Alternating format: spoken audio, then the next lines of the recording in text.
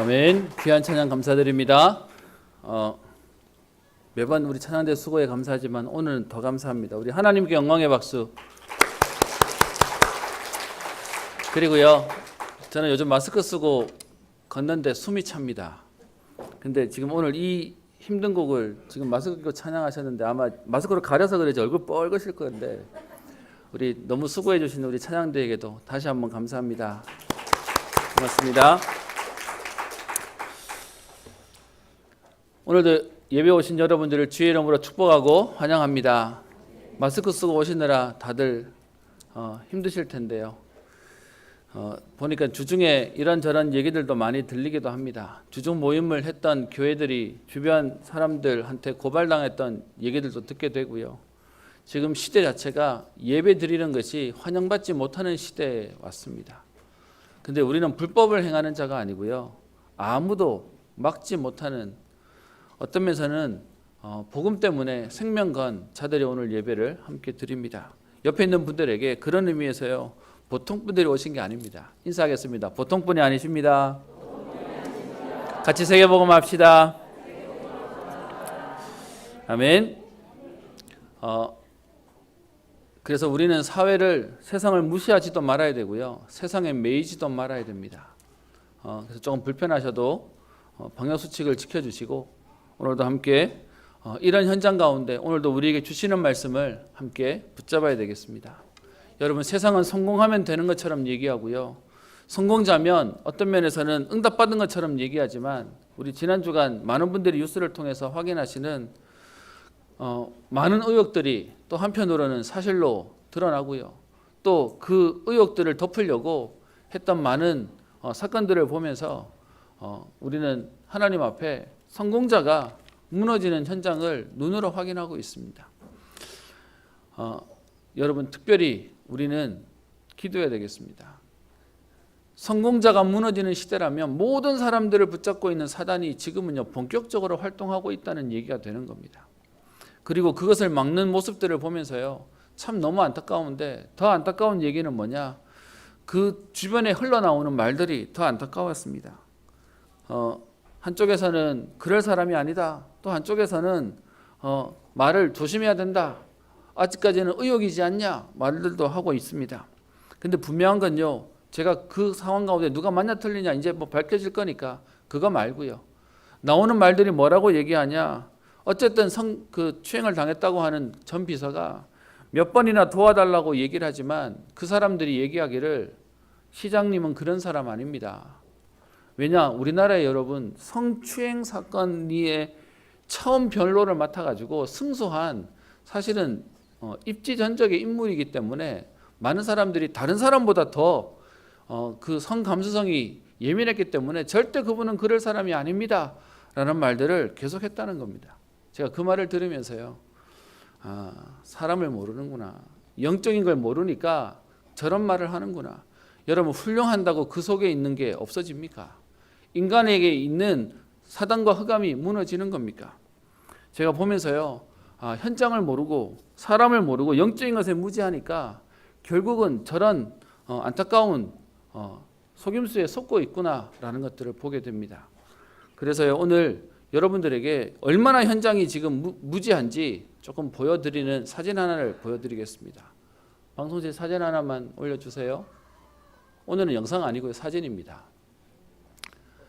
여러분, 저기가 서울의 천호동에 있는 천호동 성당입니다. 조금 더 키워주실 수 있을까요? 예, 글자를 보시면 읽어보실 수 있겠습니까? 원죄 없이 잉태되신 성모라는 걸 성당 종탑에다 걸어놨습니다. 뭔 얘기냐? 여러분, 천주교랑 우리랑 비슷한 거 아니에요. 저는 이 자리에서 천주교를 뭐라 하려고 하는 게 아니라 복음을 모르니까 여러분 저런 걸 버젓이 자기들의 교리인 것처럼 말하고 있습니다. 무슨 말입니까? 예수님이 하나님의 아들로 이 땅에 오셨는데 그 예수님이 죄가 없으신 분인데 그 죄 없으신 예수님이 잉태되려니까 마리아도 그럼 죄가 없나 보다. 그래서 마리아의 원죄 부인을 하는 내용들을 지금 저렇게 버젓이 써놓고 있습니다. 여러분, 저 말은 뭔 말이죠? 영적 문제가 뭔지 모르는 거예요. 인간이 어떻게 원죄가 없습니까?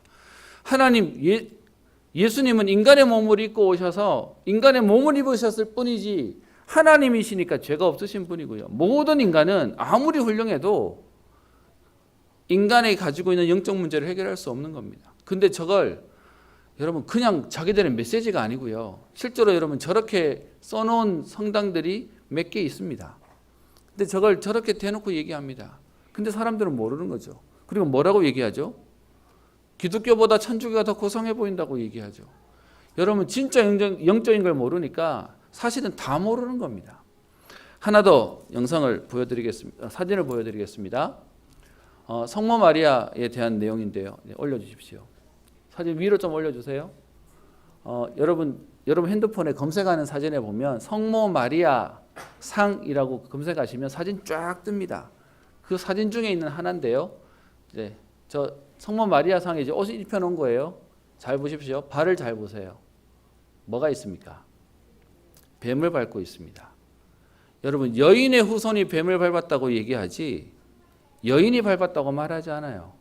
근데 지금 저렇게 붙여놓고 있습니다. 사실 제가 필리핀 갔다가 네 됐습니다. 영상 그만 보셔도 됩니다. 제가 사실은 우리 방송실에 부탁은 했었어요. 사진만 말고 사진 찾는 과정을 좀 보여드려라. 제가 어디 저 구석에 있는 하나를 가져와서 보여주는 게 아니고요.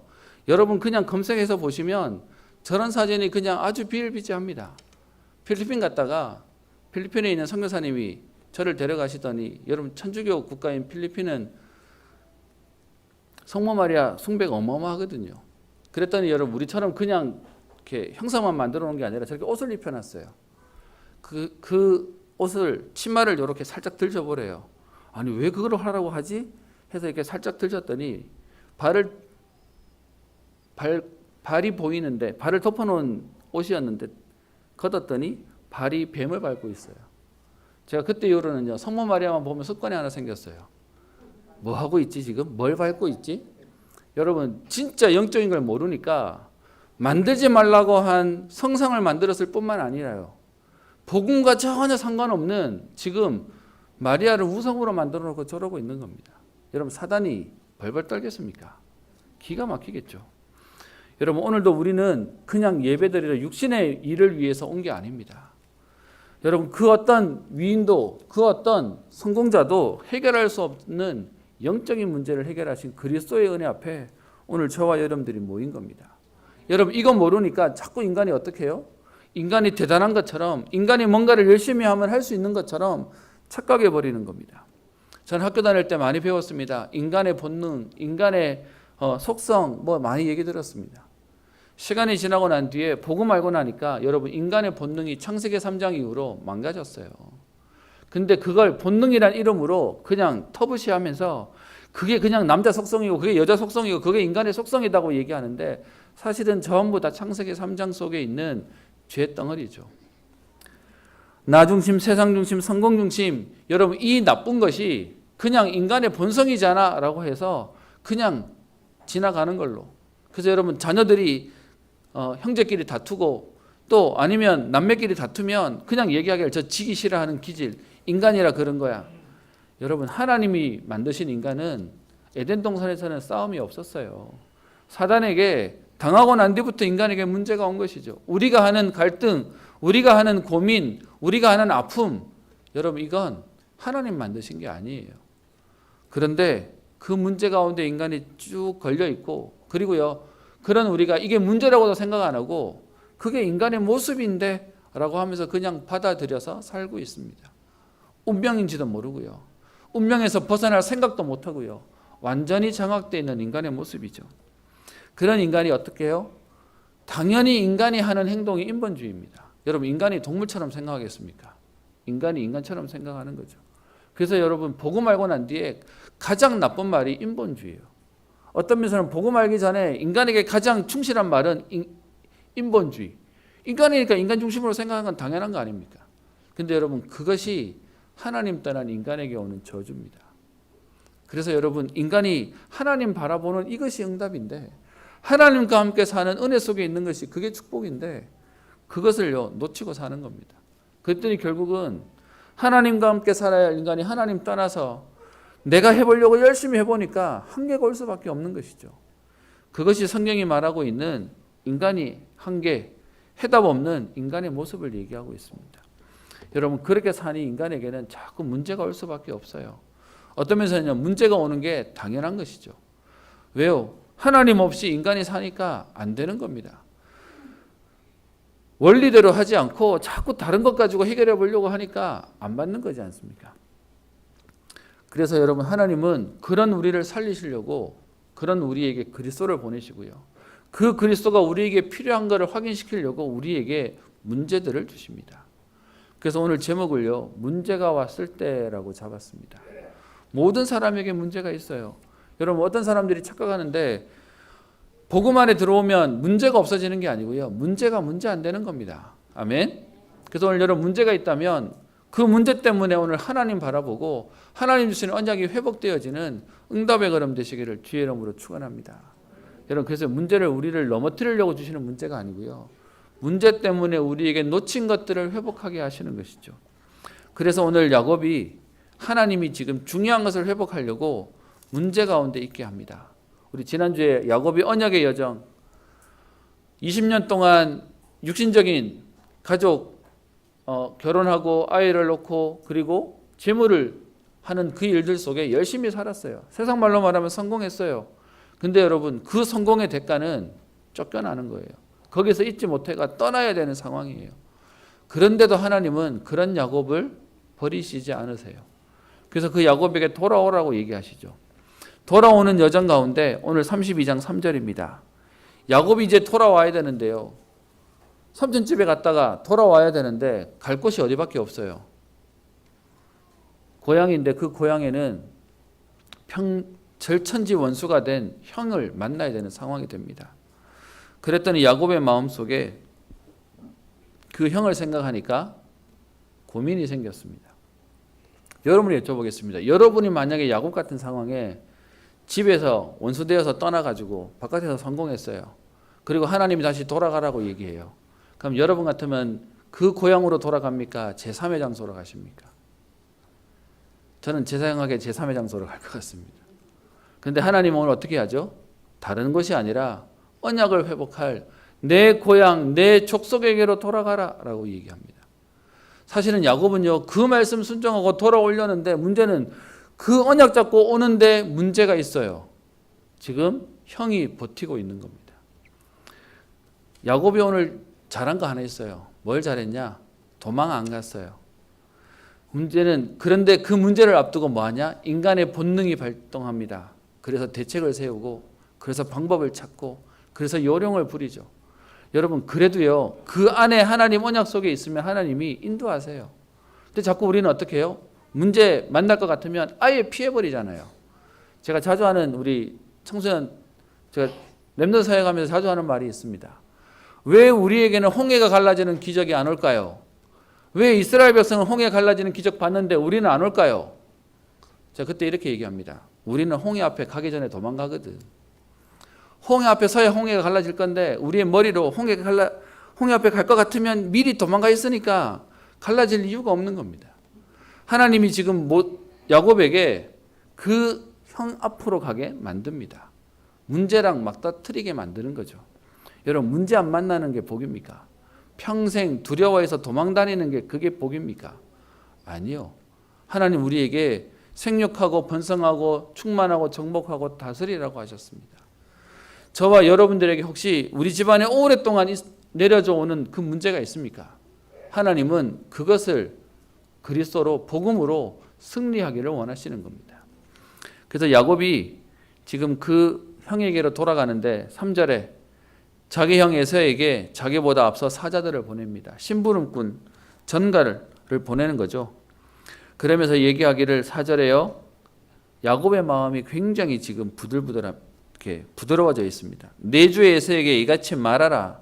주의 종 야곱이 이같이 말하기를 내가 라반과 함께 거류하고 지금까지 머물러 있다가 내게 소와 나귀와 양떼와 노비가 있으므로 사람을 보내어 내 주께 알리고 내 주께 은혜 받기를 원하노라라고 전해라라고 말합니다.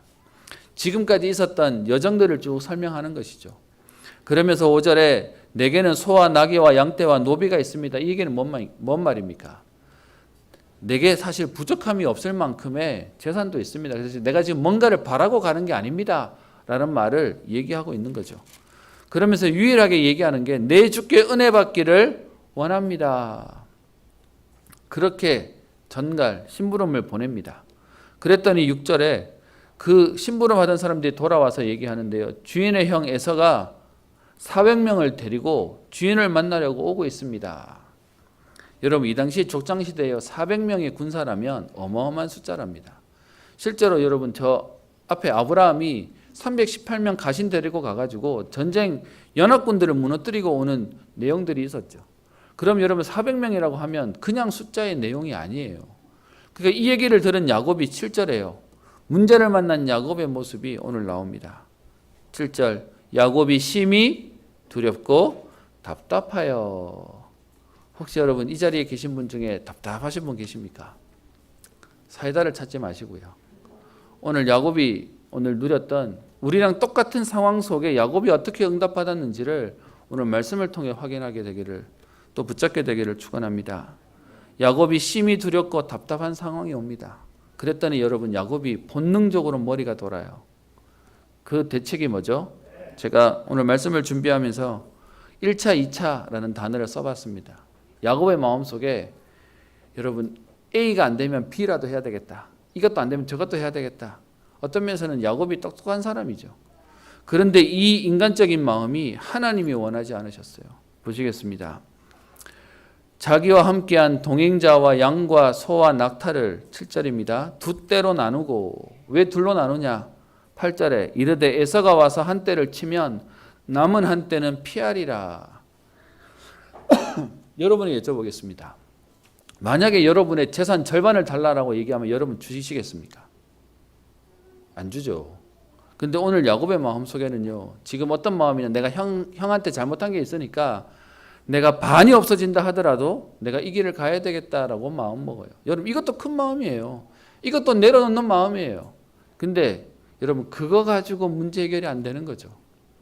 오늘 절반이라도 절반을 내가 뺏기는 한이 생겨도 내가 이 길 가겠다라고 말을 합니다. 근데 하나님 원하시는 건 그게 아니었어요. 그래놓고는 대책을 세우고 여러분 대책 세워나간 뒤에 야곱이 그 뒤에 기도도 합니다. 9절부터 12절에 있는 내용이에요. 9절 야곱이 얘기합니다. 내 조부 아브라함의 하나님 내 아버지 이삭의 하나님 여호와여. 제가 나중에 설명할 건데요. 야곱은 나의 하나님이란 고백이 아직 안 나와요. 계속 내 조부의 하나님, 내 아버지의 하나님, 나의 하나님 아니거든요. 그러니까 지금 문제를 만나면 하나님 바라보는 것보다 자가 대책을 세워야 돼요. 그러면서도 기도도 하는 거죠. 여러분 죄송합니다. 기도도 하는 것 아닙니다. 제가 이 강단에서 여러분께 드린 말씀이 있죠. 제일 우리가 조심해야 되는 말 중에 하나가 기도나 하자. 여러분 이 말 아닙니다. 어떤 면에서는 진짜 기도의 능력을 안다면 기도나 하자는 말이 틀린 말이죠. 오늘 야곱은 기도해요. 그런데 대책 다 세워놓고 그리고는 뒤에 도와주세요라고 기도해요. 여러분 어떤 면에서는 진짜 하나님 바라본 게 아니에요. 그러면서 여호와께서 전에 내게 명하시기를 내 고향 내 족속에게로 돌아가라고 내가 네게 은혜를 베풀리라고 하셨지 않습니까? 이제 야곱이 호소하는 거죠. 그래서 가라고 해서 지금 왔는데 내가 지금 죽게 생겼습니다. 그래서 10절에 지금도 감당할 수 없사오나 내가 내 지팡이만 가지고 이 요단을 건넜는데 지금은 두 때나 되었습니다. 11절 내가 주께 간구하오니 내 형 손에서 에서의 손에서 나를 건져 주십시오. 나와 내 처자들을 칠까 겁이 납니다. 그러면서 12절 언약도 가지고 와요. 내가 반드시 네게 은혜를 베풀어 네 시로 바다에 셀 수 없는 모래와 같이 많게 하리라 하셨나이다. 생명의 위협을 느끼니까요. 지금 오늘 기도도 합니다. 근데 여러분 죄송합니다. 하나님이 지금 기도도 하는 야곱을 원하시는 게 아니에요.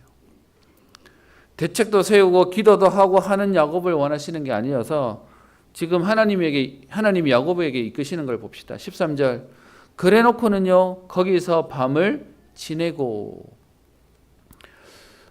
우리 성경에는 거기서 밤을 지냈다라고 되어 있는데 다른 번역 성경에는요 밤을 꼬박 샜다라는 표현에 있는 번역도 있습니다.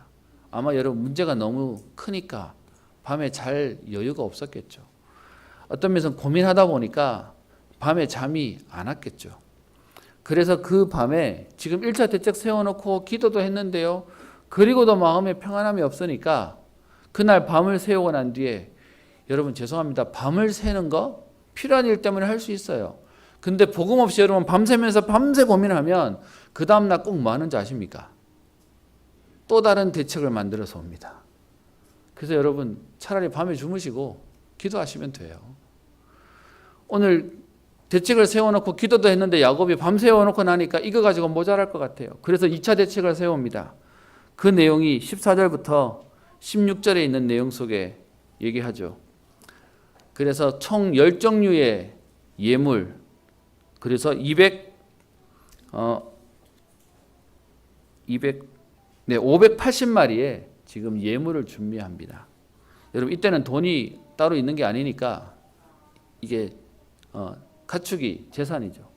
그냥 여러분 한두 마리가 아니고 580마리, 그것도 한 종류가 아니라 총 10종류예요. 암염소, 순염소, 암양, 순양, 젖나는 낙타, 새끼, 암소, 황소, 암나귀, 그 나귀 새끼 이렇게 해가지고 총 10종을 580마리를 준비해 놓고요. 그리고 16절에 각각 때로 나누어서 한꺼번에 확 주기보다 순차로 시간차로 계속 이렇게 하는 거죠. 그러면서 17절 앞선 자에게 말하기를 내 형 에서가 너를 만나 묻기를 누구의 사람이고 어디로 가고 네 앞의 것은 누구의 것이냐고 물으면 주의 종 야곱의 것인데 자기 주 에서에게로 보내는 예물입니다. 소위 말하면 선물, 더 노골적으로 얘기하면 뇌물, 지금 그거 하고 있는 거죠. 그러면서 야곱도 우리 뒤에 있습니다 라고 말하기를 시킵니다. 그러면서 20절에 야곱의 본심이 나오죠. 이는 야곱이 말하기를 내가 내 앞에 보내는 예물로 형의 감정을 푼 후에 대면하면 형이 혹시 나를 받아주리라 함이었더라. 어떤 면에서 인간적으로 이 정도 노력은 해야 되겠죠. 근데 여러분 진짜 중요한 건 야곱의 마음속에 하나님 바라보지 않아요. 내가 이 문제를 해결해 보겠다고 지금 몸부림을 치는 거죠. 그래서 앞에 처음에는요 반만 남겨도 좋겠다. 근데 이제는요 또 점점 만날 시기가 다가오니까 이제는 어떻게 자기 마음은 더 내려놔요. 어떻게 해요? 580마리가 되는 대부분의 지금 선물 보내면서 그래도 살아야지 이라고 해서 보내는 겁니다. 근데 그렇게 보내놓고 난 뒤에요 21절 그 예물은 그에 앞서 보내고 그는 무리 가운데서 밤을 지내다가 여러분 평생 가족과 예물 때문에 살았잖아요. 근데 여러분 그 예물을 떠나보낸다 얼마나 아팠겠습니까? 그 재산을 보낸다 얼마나 힘들었겠습니까?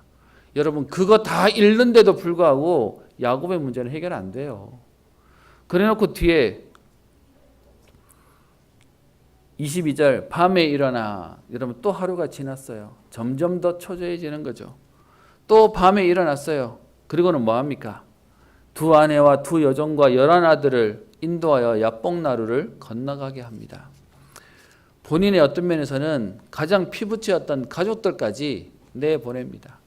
같이 가야 되는데 웃긴 건요. 같이 갈 것처럼 건너게 해줘 놓고서는 자기는요 어떻게 해요?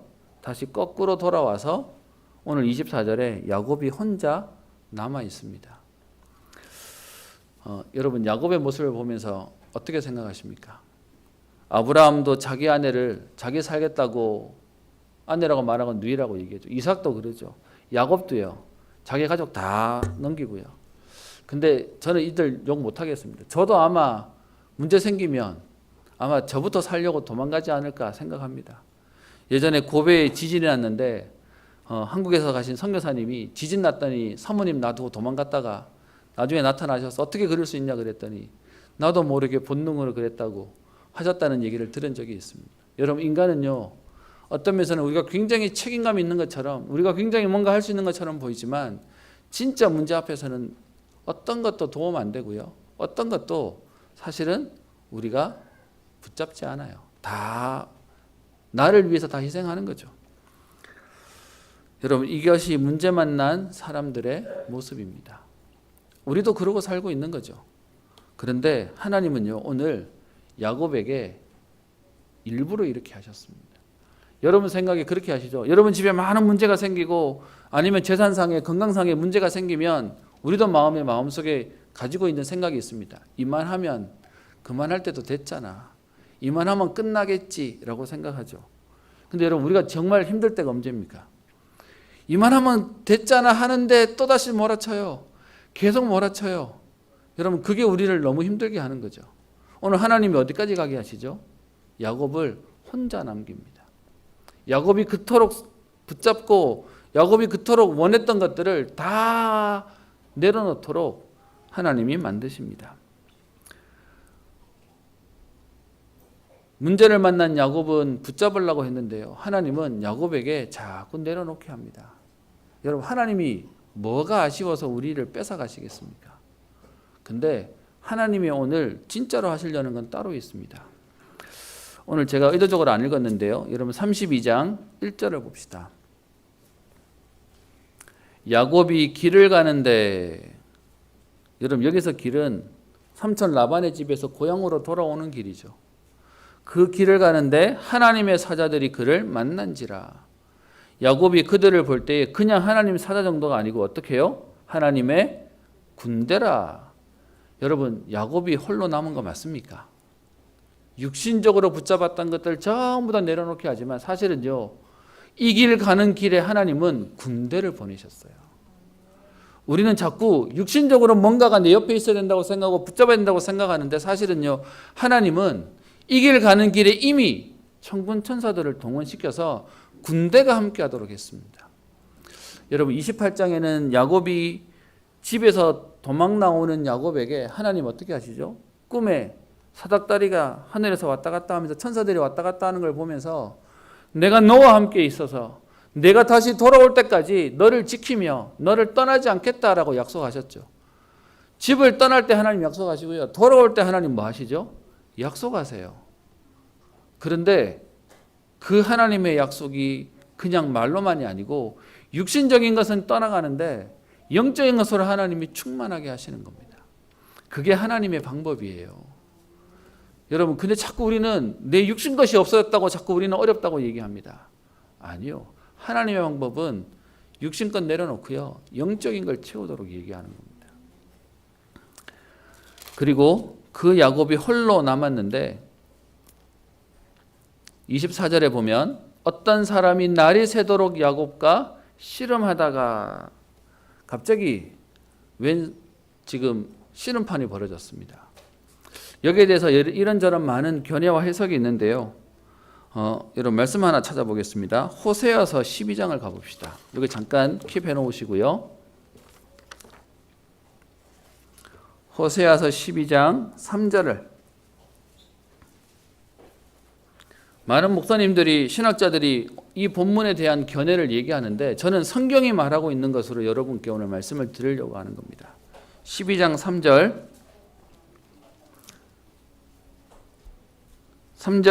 3절 같이 읽겠습니다. 시작. 야곱은 모태에서 그의 형의 뒤꿈치를 잡았고 또 힘으로는 하나님과 겨루되. 야곱의 얘기를 다루고 있어요. 그러면서 천사와 겨루어 이기고, 오늘 본문에는 어떤 사람이라고 되어 있는데 호세아서에서는 그 어떤 사람이 천사라고 얘기하고 있고요. 그리고 그 뒤에 보면 천사와 겨루어 이기고 울며 그에게 간구하였으며.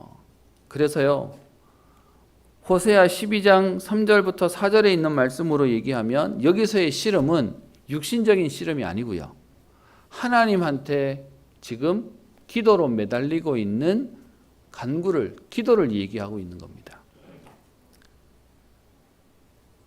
그랬더니 하나님은 12장 4절, 호세아 12장 4절에요. 하나님은 베델에서 그를 만나셨고 거기에서 우리에게 말씀하셨나니.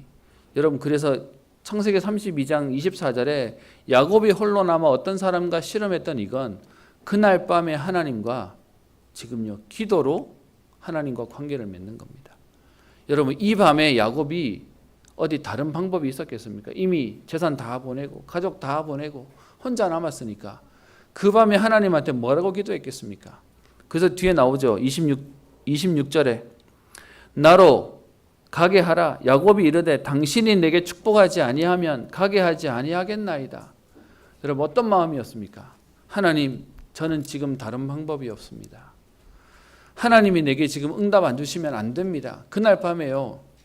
세상 말로 말하면 죽기 살기로 오늘 생명 걸고 하나님한테 기도했던 겁니다.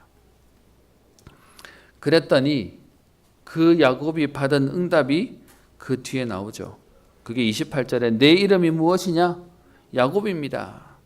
여러분 야곱의 이름이 뭐죠? 발 뒤꿈치 잡았다. 평생 지기 싫어하는 경쟁하는 그게 야곱의 이름이었어요. 근데 28절에 내 이름을 다시는 야곱이라 부를 것이 아니요 이스라엘이라 부를 것이니 이는 내가 하나님과 및 사람들과 겨루어 이기었음이니라. 여러분 이 말을 잘못 들으면 하나님이 사람한테 집니까? 그 말이 아니고요. 하나님을 움직인 사람이라고요. 하나님께 기도해서 하나님이 응답하시도록 한 사람이라는 이름에 이스라엘이라는 이름으로 하나님 이름을 바꾸세요. 여러분 이건 장명을 바꾸면 됩니다. 그런 뜻이 아니죠. 야곱의 신분을 하나님이 바꾸신 거예요. 혹시 여러분 문제 만난 분 계십니까? 그 문제 때문에 어떻게 해결해야 되냐 고민하시고 지금 이런저런 방법을 찾으시는 분 계십니까? 오늘 하나님은 야곱에게 하나님의 방법으로 응답받는 것을 말씀하고 계십니다. 그리고요 그 정도가 아니라 뒤에 29절 야곱이 당신의 이름은 무엇이냐고 알려달라고 얘기하니까 그 사람이 그 천사가 야곱을 축복하죠. 그랬더니 30절에 야곱이 그곳 이름을 브니엘이라 하나님을 배웠던 곳이다. 하나님의 얼굴이라 라는 뜻으로 지금 브니엘이라고 하는 지명 이름을 오늘 쓰게 됩니다. 여러분 문제를 만났을 때 그게 오늘 제목이고요. 오늘 야곱이 하나님은 야곱을 홀로 남기셔서 그 야곱과 오늘 씨름하도록 하십니다. 오늘 하나님 우리에게 문제를 주시는 이유는요. 우리 문제 만나면 뭐하죠? 친구 만나잖아요. 밥 먹자면서 얘기 좀 하자면서 네 답답한 거 얘기 좀 해야 되겠다면서. 근데 하나님은 오늘 야곱에게 문제를 만났는데 뭐하게 하시죠? 홀로 남게 하세요. 그런데 혼자로 지금 외롭게 두는 게 아니라 혼자 있도록 만들면서요. 하나님 바라보게 지금 만들고 있습니다. 그래서 오늘 결론입니다. 하나님께 집중이요. 참 알지만 달라졌어요. 제가 사진 하나를 이렇게 어디서 올라온 걸 보게 됐는데 그 사진에 여러분 우리는 지금 의자에 앉아 있지만 옛날 우리 예배당 사실 우리 옛날 삶 자체가 바닥이었지 않습니까? 마루에 한 여자분이 포대기로 등에 애를 업고 있어요. 그리고 앞에는 그거보다 좀 큰 애가 앉아 있어요. 근데 그 엄마가 그 아마 예배당으로 보이는 성전에 앉아서 무릎 꿇고 기도하는 모습이었어요. 여러분 예전에는 참 저희가 문제가 생기면 더 바라볼 게 없어서 기도하던 게 우리에게는 너무 당연한 일이고 자연스러운 일이었습니다. 근데 언제부턴가 죄송합니다. 기도하는 모습이 우리에게 참 많이 사라져 버렸어요. 어떤 면에서는 우리가 힘이 생기고 우리에게 지식이 생기고 나니까 방법적인 걸 찾아다니기 시작해 버렸어요. 저는 그 사진을 보면서 예전에 우리 이랬는데 애기 있다고 아니면 지금 어렵다고 그게 아니라 사실은 등에 애 하나 업고 그리고요 앞에 애 하나 앉혀놓고 그러고도 나는 기도해야 할 수밖에 없었던 그게 우리 예전에 우리 신앙의 선배들의 모습이었습니다. 오늘 하나님이 야곱을요 그동안 야곱의 고백이 계속 뭐라고 나옵니까? 제가 금요기도 시간에도 얘기를 했었는데 야곱은요 나의 하나님이라고 말하지 않아요. 내 아버지의 하나님, 내 조부의 하나님, 아브라함의 하나님이라고 계속 얘기해요. 그런 야곱을 오늘 하나님이요 만나세요. 하나님께 집중하도록 하나님 역사하세요. 많은 사람들이 지금도 삶의 방법을 구원받아 놓고도요 불신자처럼 삽니다. 그래서 열심과 방법과 수단을 찾고 그러고 살고 있는 거죠. 그러다가 안 되면 기도합시다. 그거 안 되면 이제는 기도밖에 할 게 없다. 아니요 여러분 우리 삶의 우선순위는 기도 속으로 들어가는 겁니다. 여러분 꼭 교회 와서 기도하라 그 말이 아니잖아요. 내 마음이 오늘 주를 바라보는 겁니다. 오늘 내 마음이 오늘 하나님께로 집중하는 겁니다. 여러분 하나님께 집중한다는 말의 의미가 뭐죠? 하나님께 맡기는 거예요. 베드로전서 5장 7절 또 잠언 16장 3절 계속해서 하나님께 맡기라는 말이 나옵니다. 왜요? 우리 인생의 주인이 하나님이시니까요. 내 인생을 내가 살려고 하니까 힘든데 하나님이 우리의 주인이시니까요. 베드로서 5장 7절 너희 염려를 다 주께 맡기라 이는 그가 너희를 돌보심이라. 여러분 이건 고민하지 말라는 게 아니에요. 고민이 있는데 내가 안 하고 툭 던져놓으면 해결되는 게 아니잖아요. 근데 우리 고민, 우리 염려를 어떻게 해요? 하나님께로 맡기라는 겁니다. 잠언 16장 3절에 너의 행사를 여호와께 맡기라 그리하면 내가 걱정하는 것이 이루어지리라. 또 똑같이 맡기라고 얘기하고 있습니다. 내가 해결하려고 하니까 끙끙대고 힘든 거죠. 시편 68편 19절에 날마다 우리 짐을 지시는 주 곧 우리의 구원이신 하나님을 찬송할지로다. 하나님은요 그 짐을 지고 가는 우리를 안타깝게 여기시고 하나님 내가 지겠다고 그러세요. 저는 원래 저희 집에 큰애가 고3입니다. 사실 이 상황 속에 감사한 거는 그래도 우리 고3짜리 녀석이 흔들리거나 막 이렇게 좀 흐트러질 줄 알았더니 자기는 더 좋대요. 어차피 학교 가지고 하루 종일 지쳐서 오는 것보다 자기 공부 자기가 하면 더 좋으니까 자기는 코로나가 너무 좋대. 제가 들으면서 야 감사하다. 이게 불평하고 원망하고 막 지금 뭐 재수생한테 유리하다고 해가지고 불평하는 것보다 훨 낫네.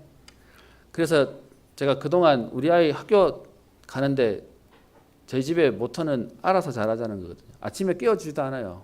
자기 인생은 자기가 알아서. 그래서 그동안 그렇게 안 챙겨줬는데 고3 되는 아이가 아침에 일어나가지고 막 힘들게 학교 가는 걸 보고 안타까워서 제가 그 고3 프리미엄이라고 해서 아침에 통학을 이렇게 시켜주고 있습니다. 그래서 나오는 애인데 아침에 잠도 안 깨지 막 나오지 이러니까 그 가방 하나 제가 매주려고 제가 가방도 내가 들어줄게. 그래서 아침마다 제가 2기사 하고 있습니다. 근데 그 가방 멜 때마다 느낌이 뭐냐 무슨 놈의 고3짜리 아이 가방이 이렇게 무거운 거야. 제가 그러면서 책가방 무겁다고 공부 잘하는 거 아니야 뭐 얘기를 하는데 제가 뭔 얘기를 하냐 제 마음에 고3짜리 얘 조금이라도 도움 될까 싶어서 학교 태워주는 그 짧은 길에 가방 제가 대신 매주려고 하는 게 제 마음입니다. 여러분 오늘 하나님이 여러분이 지고 가는 인생의 무게를 여러분 보고 지고 책임지라고 하지 않고요. 내게 맡겨라. 하나님이 해결하시겠다고 얘기하고 계십니다. 그래서 하나님 어떻게 해요? 홀로 남기시는 겁니다. 저는 기도 얘기할 때마다 생각이 좀 바뀌었습니다. 예전에 기도 얘기를 하면 교회에서 워낙 복잡하게 배워가지고요. 여러분 기도는 하는 게 중요합니까? 기도는 제대로 하는 게 중요합니까? 제대로 하는 게 중요하죠. 그러다 보니까 전에는 모르니까 그냥 맡기도 했는데 이제는 기도 제목이 중요한다 하니까 고민하다 보니까 기도 안 하고 또 생각하다 끝나버려요. 제가 그러다가 열왕기하 20장 1절부터 6절에 나오는 히스기야 기도를 보면서요. 기도를 다시 가르쳐야 되겠다라는 생각이 들었습니다. 무슨 내용이냐? 여러분 히스기야가 열왕기하 20장 1절에 히스기야가 병들어 죽게 되었습니다. 사실 그 앞에 히스기야가 사실 이스라엘에 몇 안 되는 하나님이 쓰시는 왕이었거든요. 그런데 그 히스기야가 오늘 병이 들어요. 그리고 이사야 선지자가 와서 이야기하기를 여호와의 말씀이 너는 집을 정리하라 내가 죽고 살지 못하리라 하셨나이다. 이 선지자가 와가지고요 하나님 뜻이다 이제 집 정리하고 이제 죽을 날 준비해 라는 말을 하게 됩니다. 제가 오늘 왜 이렇게 얘기하냐 저는 그동안 하나님의 뜻이면 받아들이는 게 신자의 모습이라고 배웠기 때문에요. 그래서 문제를 만나면 기도할 마음보다 받아들여야지 아프지만 받아들여야지 그게 신앙인의 모습인 줄 알았습니다. 근데 히스기야가요 열왕기하 20장 2절에 히스기야가 낫을 벽으로 향하고 여호와께 기도하여 이르되 여러분 선지자까지 와가지고 이제 죽는다 정리해 라고 얘기했으면 세상 말로 끝난 거잖아요. 그런데 히스기야가 낫을 벽으로 향하고 여호와께 기도하며 구합니다. 3절 내가 진실과 전심으로 주 앞에 행하며 주께서 보시기에 선한 게 행한 것을 기억하옵소서. 그리고는 히스기야가 심히 통곡합니다. 여러분 하나님 눈물에 약하다 그 말이 아니라 히스기야의 간절함을 표현하고 있는 거죠. 그러면서 히스기야가 전심으로 하나님 바라보고 기도하니까 하나님 어떻게 역사하세요? 4절에 이사야가 성읍 가운데까지도 이르기 전에 이사야가 지금 심부름한 거예요. 왕에게 와서 당신 정리하세요. 하나님 그렇게 말씀하세요. 하고는 왕궁을 빠져나가 가지고 그 자기에 있는 고향으로 돌아가려고 성을 나오고 있는데 성 가운데도 지나기 전이란 말은 무슨 말이죠?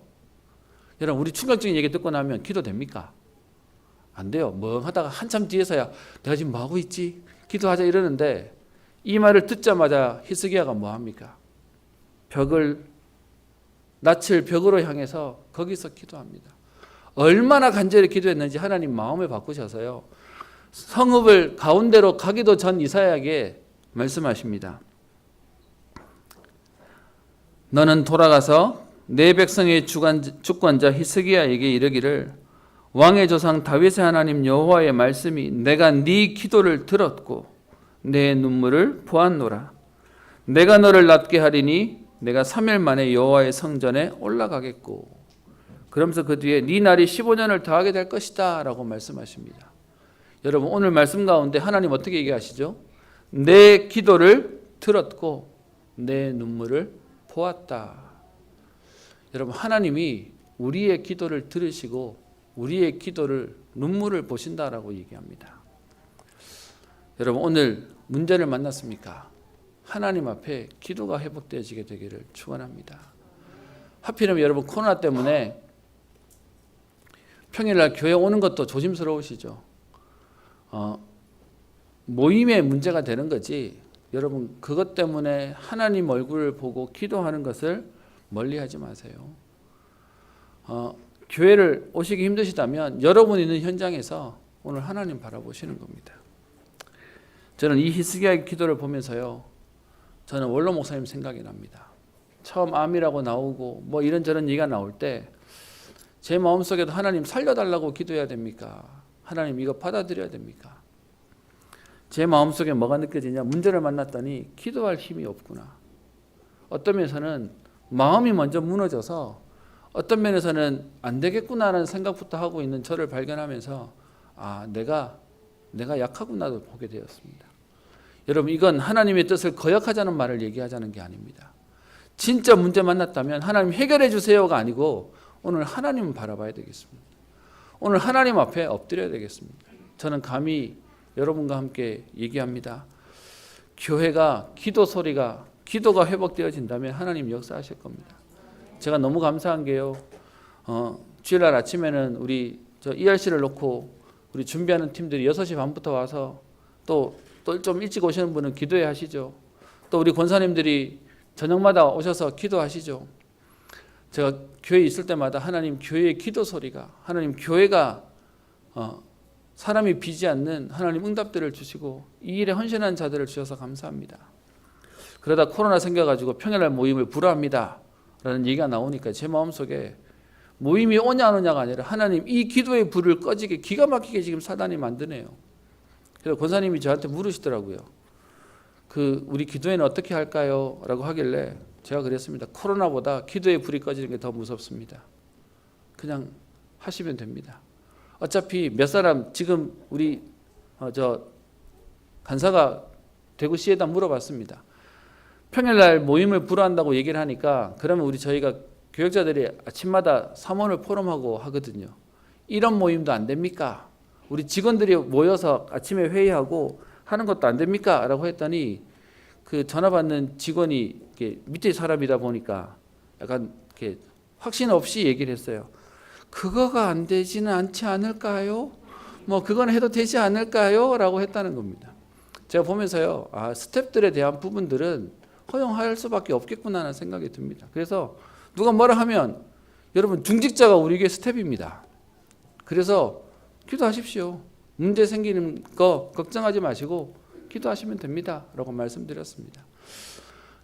여러분 오늘 저는 창세기 32장 홀로 남았던 이 본문 자주 얘기를 드렸습니다. 또 준비하면서 또 이 본문의 순서를 보면서 제 자신에게 다시 돌아보게 됩니다. 하나님께로 우리가 다시 방향을 맞추는 겁니다. 오늘 하나님이 우리로 하여금 문제를 해결하기를 원하시는 게 아니라 하나님 앞에 서기를 원하십니다. 그랬더니 이해돼요. 우리 유 목사님 그렇게 표현하시죠.